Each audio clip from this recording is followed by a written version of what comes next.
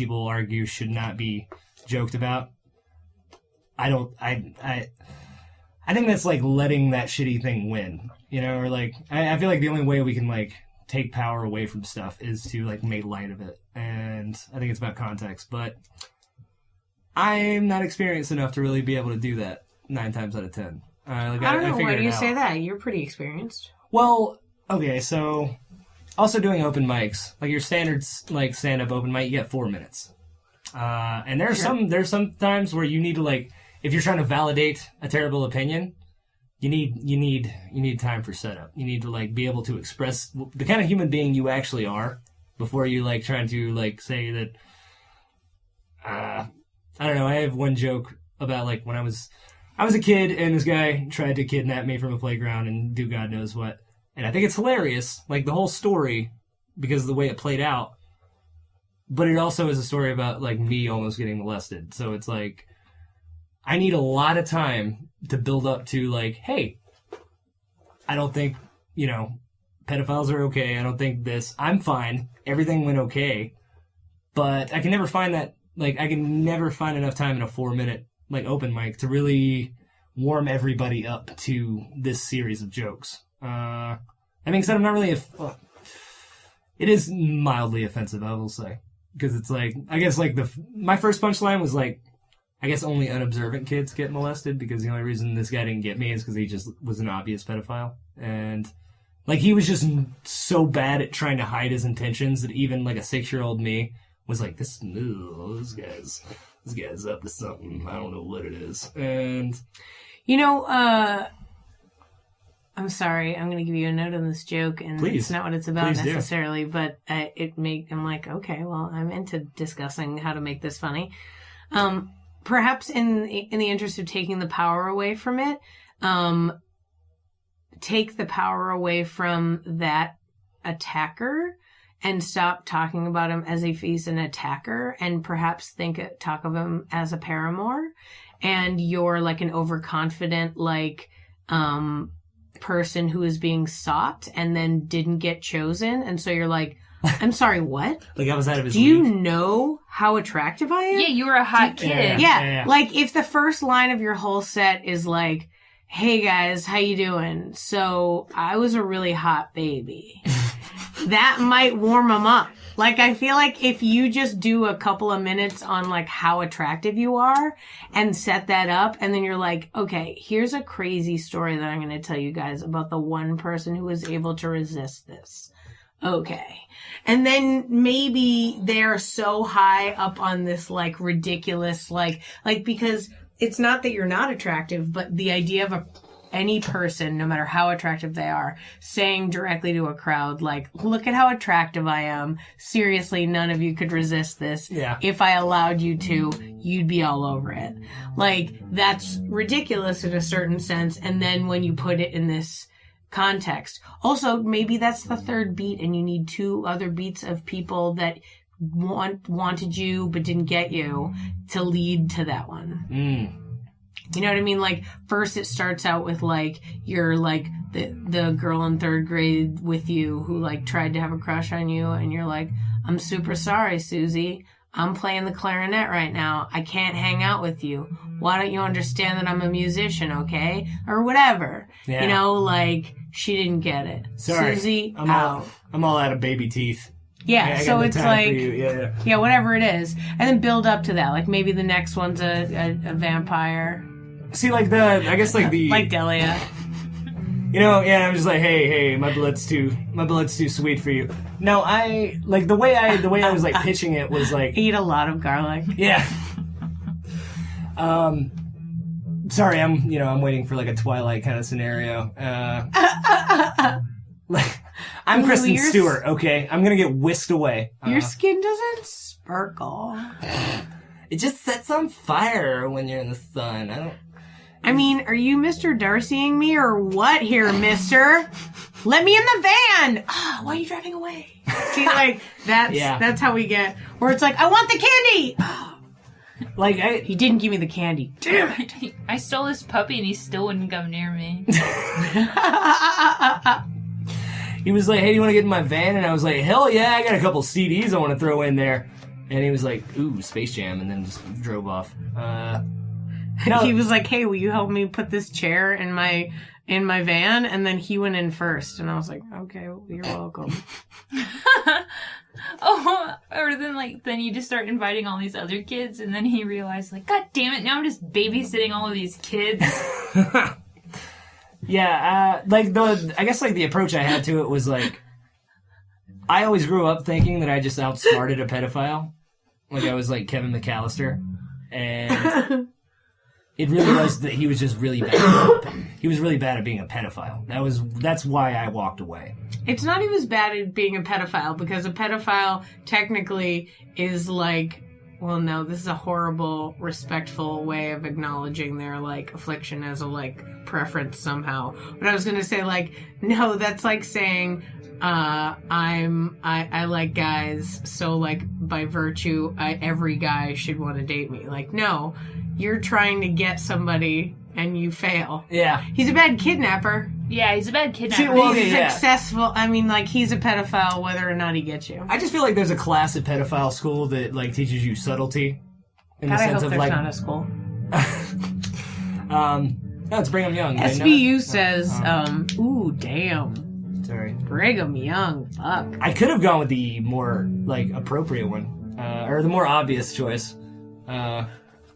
Which is? Sandusky's school. What was it? I don't know. Oh, the basketball team? Is that the basketball team? He was a football coach, I think. Maybe? I don't know the reference sports, that we're right? making. It was some type of... It was T-ball. You know, just... No. I feel like everything we've been talking about is pedophilia. Yeah, I'm sorry. That's... We really gonna get out of here. Sorry. Yeah. Okay, let me see. All right, let me see. Okay, is doing theater for you a part-time hobby that you will eventually stop in lieu of making money in some other fashion, or is it a full-time lifestyle for you? I think the way I feel currently is I'm enjoying it very much right now, and I'm not making any money, and I'm already giving up like all of this money, and I really like it a lot so far, and I'm investing a lot of spare time and energy, and more time and energy than I've invested in anything else probably like ever. So the whole concept is foreign. Like, what? You have to work at things? I've never done that. I've just been around touristing and visiting places, and then I have to like set time aside to do something. I don't know about this, but I want to say yes. It was an or question. What's yes mean? Oh, like, I want to keep doing it, even if I don't make money, even if anything happens, because, okay, I'll just learn a skill and then just do it on the side, like I'm already doing anyway. Like, when you were talking about, like, being on stage for yourself, I feel like right now, for me, it's a combination of, I am, like, doing it for myself, but I also want to make these people laugh. Oh, sure. So like, it's, and especially now, being like pretty young into it, it feels like, almost like, I like want these people to laugh, maybe like a little bit more, but I think ultimately I'll realize like, oh no, I kind of do just like doing, I do like doing it a lot. Like when we got out of class, like, holy shit, like that's so much fun, and I don't know why anyone's an asshole to anyone else ever, because people are great. And that's how I felt after class yesterday, too. Like, so energized. And it was a great feeling. And I don't want to stop that. And it's getting your brain thinking in all of these different ways. And I really like it. So I guess I would be okay with it if it was a hobby, I guess. Because it's just something that I would be doing on the side. But I would view it as more of a hobby. Because I just genuinely like doing it now. Does that make sense? Did that make sense at all? Did I answer? What was your original question? No.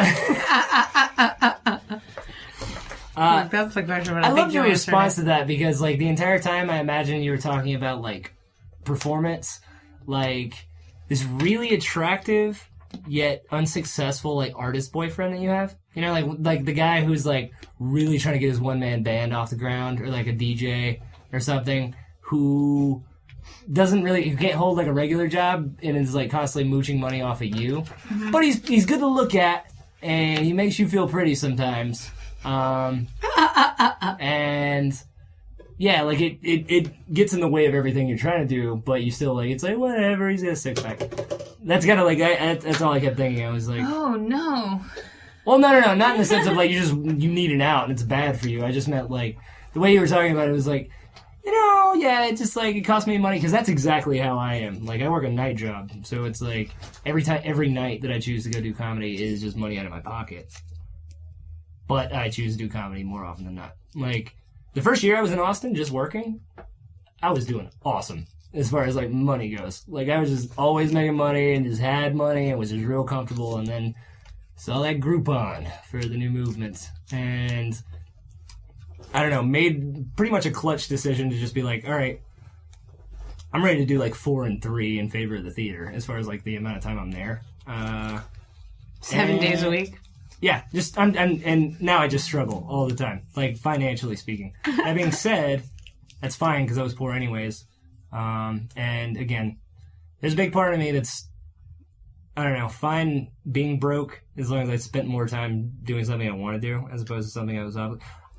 The restaurant I work for, I was actually, before I started doing comedy, it was like, I think I'm just going to get a management job here. Like, this place is set up to where they'll take care of me. I can get a 401k. Like, I can just basically progress through this place and make this place my life. And then I started taking improv classes and I was like, oh, shit, that was dumb. That's the dumbest thing I think I've ever thought in my life. You know, like, really, I was going to make my whole life about catering to people I do not understand on any level, like emotionally, mentally. I understand them physically, but I mean, you know, they're all just old and fat. That's it. But yeah, like, I was like, okay, no, this place is just a paycheck, like, immediately. You know, it's like, that serves to make sure that I can do comedy. Yeah. Yeah, that's how I feel, especially at work. I like my alarm on my phone is just like I think there's like a shower right and just like something else, and it's just like the sketch group that I'm in with Alicia. Just like, yeah, that's why you have to wake up, so you have to like go to work so you can keep paying for things and not look like shit. Yeah. Did that make sense? Yeah. I mean, everybody has to figure out a way of making money. I mean, there has to be money made somehow, right? Like, you just need to figure out how to do that. And not everybody in the world can, like, make money, like, in theater necessarily. At least not right away. And at least not, it's very much in spurts. Mm-hmm. I've had months where I've made a ton of money in the interest of theater. And sometimes I ain't got nothing.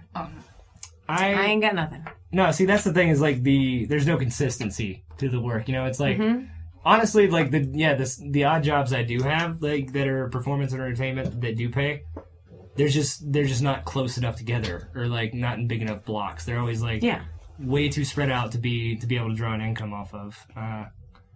Yeah, I mean, when I was a little bit younger, I definitely had day jobs. You know, I definitely worked different jobs in between doing all the comedy and the theater and whatever. And yeah, I mean, there were definitely times, like, I had this super awesome internship at Portland Stage Company in Portland, Maine, and they essentially put us up in free housing and gave us a stipend every week, and we didn't pay any bills. It wasn't like we paid utilities or anything. It was like, here's apartments that we're going to pay for, live in them. So we each got a room, and tons of food was given to us all the time. It was always like they'd buy lunch for everybody or whatever. Like, we were never starving. We had plenty of money. We just partied our way and did theater the whole time. Yeah. And it wasn't even like enough work necessarily that I was busy all the time. Like, I was employed with them for the entire season, which is like a school year essentially. And there was a gap of like 2 months when I wasn't assigned to any show. So I asked them if I could do a show on my own. I was like, hey, could I just put a play up? And they're like, what do you mean? Well, I got 2 months. I figure might as well. And that's kind of, you know, I had that freedom, and I had, I didn't have to pay for anything, so I could spend